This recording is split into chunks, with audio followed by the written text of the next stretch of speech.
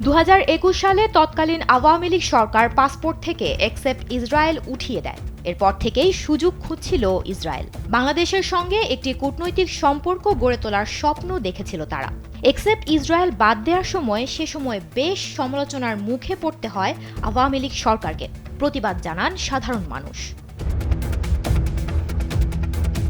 ব্যাপক সমালোচনার মুখে পড়ে তৎকালীন পররাষ্ট্রমন্ত্রী একে আব্দুল মোমেন তখন স্পষ্ট ভাষায় জানিয়েছিলেন, কেউ বাংলাদেশ থেকে ইসরায়েলে ভ্রমণ করতে পারবেন না।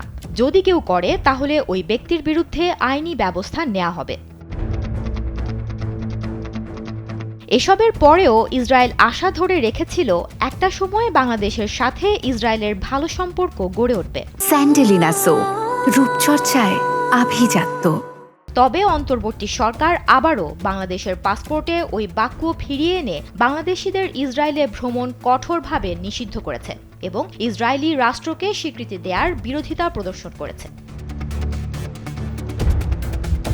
ইসরায়েলি সংবাদ মাধ্যম জেরুজালেম পোস্ট বাংলাদেশের পাসপোর্টের পরিবর্তন নিয়ে 16 এপ্রিল একটি প্রতিবেদন প্রকাশ করেছে। এছাড়া সংবাদ মাধ্যমটি জাপানে নিযুক্ত ইসরায়েলি রাষ্ট্রদূতের 2021 সালের পুরনো একটি টুইট প্রকাশ করেছে। প্রতিবেদনটির শিরোনাম ছিল কূটনৈতিক সম্পর্কের আশা।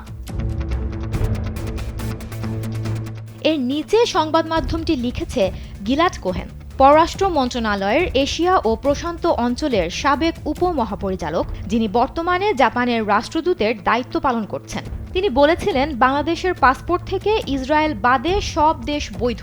এ বাক্যটি বাদ দেওয়ার বিষয়টি ছিল স্বাগত পদক্ষেপ। ওই টুইটে তিনি আরও লিখেছিলেন, অসাধারণ সংবাদ। তিনি চেয়েছিলেন ইসরায়েলের সঙ্গে কূটনৈতিক সম্পর্ক স্থাপন করার মধ্য দিয়ে উভয় দেশের জনগণ সুবিধা পাক এবং উন্নতি করুক। তবে তিনি বাংলাদেশকে এই প্রস্তাব দিলে বাংলাদেশ তা গ্রহণ করেনি। সুমনা মুস্তফা, কালবেলা।